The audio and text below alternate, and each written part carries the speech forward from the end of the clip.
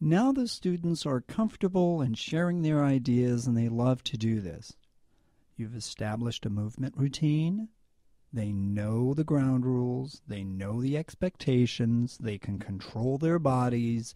You're happy. They're happy. You've introduced the idea of a prompt. Think of something squishy as you crawl around the floor, whatever it is. They can do that. And they've demonstrated they can do just that much for a week or two. Then you move on to the next part, which is think of something squishy as you move about the floor or the room, or you crawl around the room, and then you ask one child, what were you thinking? Then you ask another child, what were you thinking as you blah, blah, blah. Then you ask another child, what were you thinking? All of these different thoughts are different. They're not connected in any way. And that's as far as you go. That's step 3. 1, you set up the ground rules. 2, children can control their bodies. They move when the music plays. They stop when it stops. You don't have to fight with them about that. 3, you give them a prompt, and they move to the prompt, and then they stop. No conversations, no questioning. Prompt, music, move, stop, repeat. Then you give them the same thing, a prompt. They move to the music, and then you ask a child, what were you thinking? And you ask another child what they were thinking as they were moving about the room or crawling on the floor to this idea of something squishy. Now we're to the point where children are ready to take one idea and be creative with one idea. In this particular video, we focused on a truck and where would the truck go if the child had a truck. And they came up with a variety of answers, and all of these are going to somehow play into social studies in this first line of questioning. So I've gone from the prompt to a question of what they were thinking. Then I take the question that they were, or the response that one child gives, and I ask all the children, or a subset of all the children, what they would do, or where they would go, or whatever the variable is, if they had this thing, which in this example is a truck. You're going to see patterns in their responses.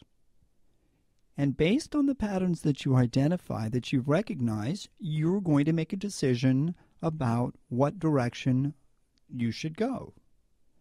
You could follow a pattern that emerges from the data, so to speak, from their responses, or you could follow a predetermined agenda. Well, we really need to work on this, so we're going to move this conversation in this particular way. Sometimes that's what you need to do. Sometimes you'll follow what you find in the data set, which are the children's responses.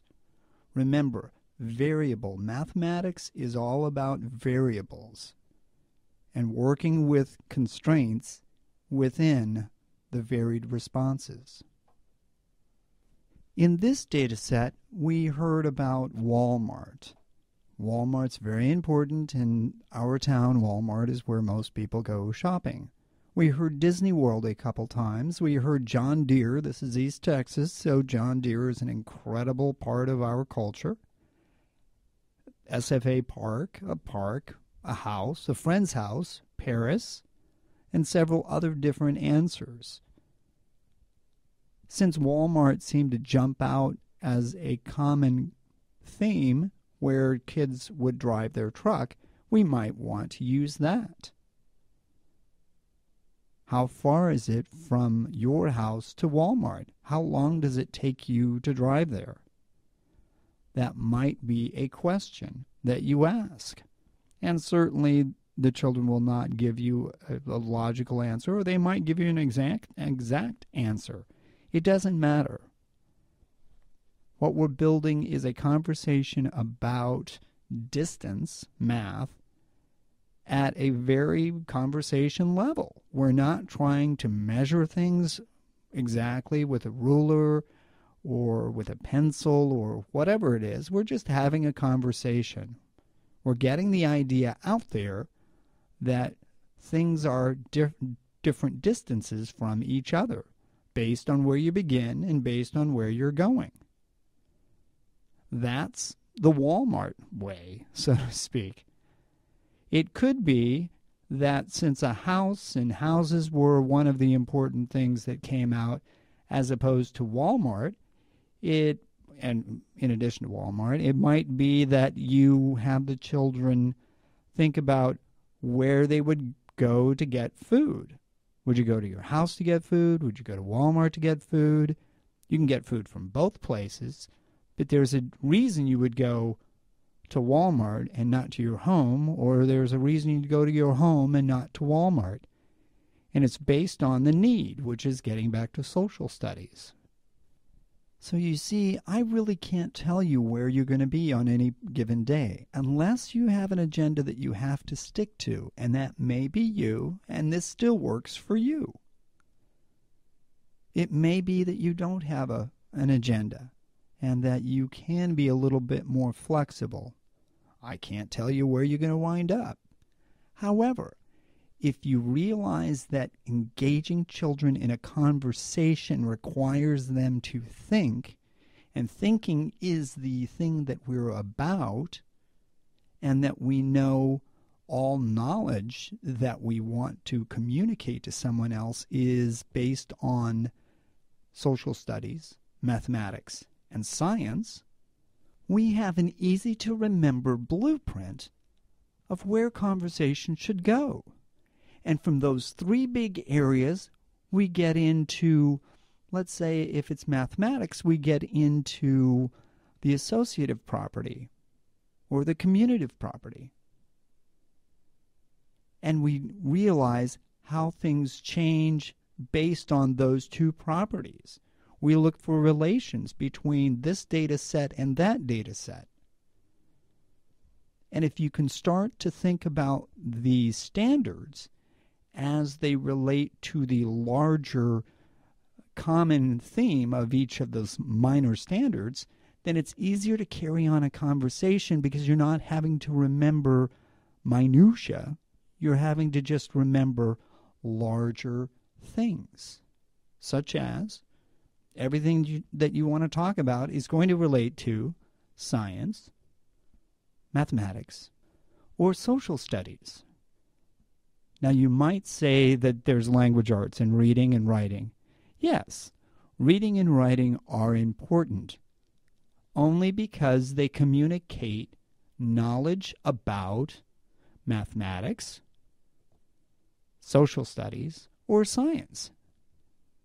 And in social studies, we have culture, and in culture we have the arts, and of the arts we have novels and stories. But it really boils down to those three areas. And reading and writing are merely skills that help us communicate. So if you take reading and writing off of the let's talk about it agenda, it really frees you up to focus on what's important in thinking critically. Thinking critically and spelling are two separate things. You can spell really well and not make good decisions. Or you can be like me, who can't spell at all and makes halfway decent decisions.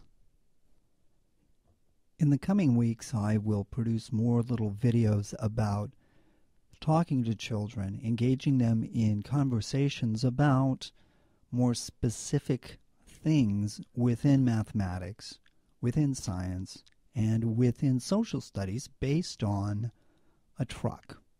Because I suppose I should stay with the truck idea because I started off with the truck idea.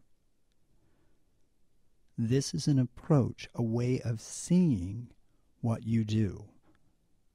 This isn't a lock. This isn't a sure thing.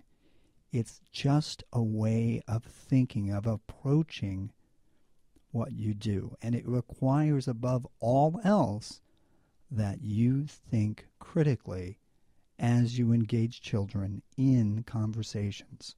Conversations about things that are meaningful to them. And what's more meaningful to a child than his ideas? An idea that's communicated non-verbally through movement.